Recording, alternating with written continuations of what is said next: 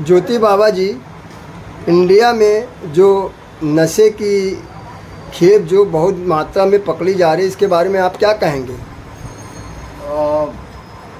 सिर्फ एक ही बात कहना चाहूँगा कि संपूर्ण विश्व के जितनी भी बहुराष्ट्रीय ताकतें हैं वो हिंदुस्तान की नौजवान शक्ति को नष्ट करने का एक संकल्प लेकर के उतरी है। अब विचार करो कि हम अभी जो युद्ध हो रहा है आपका, चाहे वो यूक्रेन और रशिया के बीच में हो, और चाहे वो आपका युद्ध सीरिया में हो, चाहे इजराइल और फिलिस्तीन के बीच में हो, इसमें अगर साल भर में जो लोग मरते हैं, किसी में 5,000, किसी में 3,000, किसी में 10,000, किसी में 50,000, लेकिन इससे ज़्यादा नहीं मरते हैं। अब विचार करो कि जो अभी दिल्ली में हाल में ही ड्रग्स पकड़ी गई है, वो ड्रग्स की कीमत अंतर्राष्ट्रीय बाजार में 5,620 करोड़ की है। अब सोचो, एक पकड़ी गई है, मतलब एक पकड़ी गई तो इतनी बड़ी खेप निकली, मतलब 1 ग्राम कोकीन की कीमत अंतर्राष्ट्रीय बाजार में 10,000 रुपये की है। और जो गांजा पकड़ा गया है थाईलैंड का, वो हाइड्रोपोनिक सिस्टम से तैयार किया जा रहा है। हाइड्रोपोनिक सिस्टम से बनाने के कारण जो चीज़ें जो सामने आ रही हैं कि वो पानी के ऊपर डेवलप किया जाता है और उसमें किसी प्रकार की मिट्टी का उपयोग नहीं किया जाता, पानी में ही पोषक तत्व मिला करके उसको पैदा किया जाता है। ये हाइड्रोपोनिक गांजा है जो कि अभी जो पकड़ा गया है वो भी एक काफ़ी मात्रा में पकड़ा गया, लगभग 50 लाख कीमत का गांजा पकड़ा गया। इससे ये जाहिर होता है कि नशे की कई कैसे कैसे वेराइटीज़ लोगों के बीच में लाई जा रही हैं। मालूम ये चला है कि जो ड्रग्स अभी पकड़ी गई है वो जो अभी एक त्योहारों का जो माहौल शुरू होगा, ये न्यू ईयर तक जाएगा, नए साल तक जाएगा। तो ये पूरी जो 3 महीने जो आपके पास बचे हुए हैं, इन 3 महीनों में उसको खपाना था, क्योंकि इसी में रेप पार्टीज़ होंगी, इसी में तमाम ड्रग्स की पार्टियां होंगी, तमाम और भी बड़ी बड़ी पार्टियां होंगी जिनमें ड्रग्स की आवश्यकता होगी। तो ये सब उसमें सप्लाई देने का एक संकल्प था। अब आप विचार करिए कि 50 लाख लोगों तक इससे ड्रग्स पहुंचाई जा सकती थी, डोज दी जा सकती थी।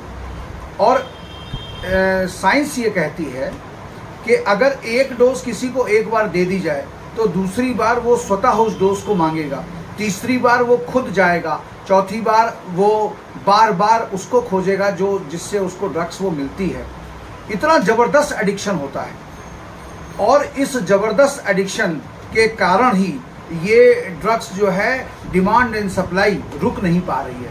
क्या कारण है कि इतनी बड़ी मात्रा में ड्रग्स को पकड़ी जा रही है, लेकिन फिर भी पीने वाले, खाने वाले, सूंघने वाले कम नहीं हो रहे, वो उसी लेवल से बढ़ते चले जा रहे हैं।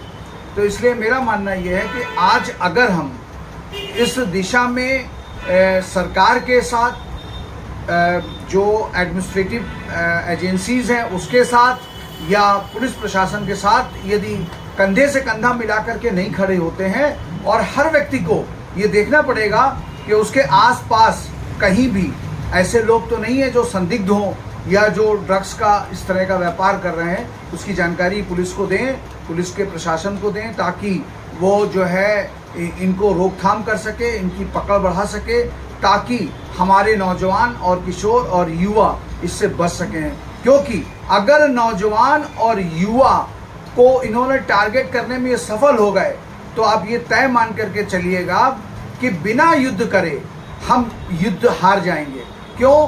क्योंकि एक बार जो ड्रग एडिक्ट हो गया उससे आप ये उम्मीद मत करना कि वो सीमा पे जा कर के बंदूक उठा करके और आपकी सीमा की सुरक्षा करेगा। आपके शहर में जो आंतरिक सुरक्षा होनी चाहिए वो आंतरिक सुरक्षा को प्रॉपर करेगा, उससे आप उम्मीद मत कीजिएगा। इसीलिए आज अगर अपनी नौजवान पीढ़ी को बचाना है तो ड्रग्स के विरुद्ध एक युद्ध, नशे के विरुद्ध एक युद्ध, ड्रग्स के विरुद्ध हम लोगों को करना ही होगा। नहीं तो जो परिस्थितियां दिखाई पड़ रही हैं, जिस लेवल से ड्रग्स की खपत की जा रही है, जिस प्रकार से दिल्ली को ड्रग्स का हब बनाया जा रहा है, ये बहुत ही घातक है। और ये जो पकड़ में आया है ये इस बात का भी द्योतक हो रहा है कि किस तरीके से और कैसे हमारे नौजवान पीढ़ी को तबाह करने का एक प्रयास किया जा रहा है। जबकि दूसरी तरफ शासन, प्रशासन और जनता की ओर से इसके विरोध में जो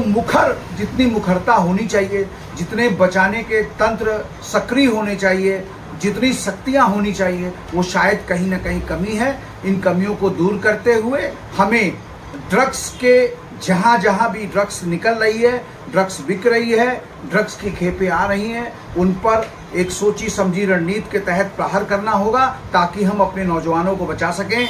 और अगर हम ये कहते हैं कि ये बापू का देश है, लाल बहादुर शास्त्री का देश है, स्वामी विवेकानंद का देश है और उन शहीदों को श्रद्धांजलि देना चाहते हैं, तो हमें अपने बच्चों को, किशोरों को, युवाओं को, नौजवानों को ड्रग्स से बचाना होगा। जय हिंद, जय भारत।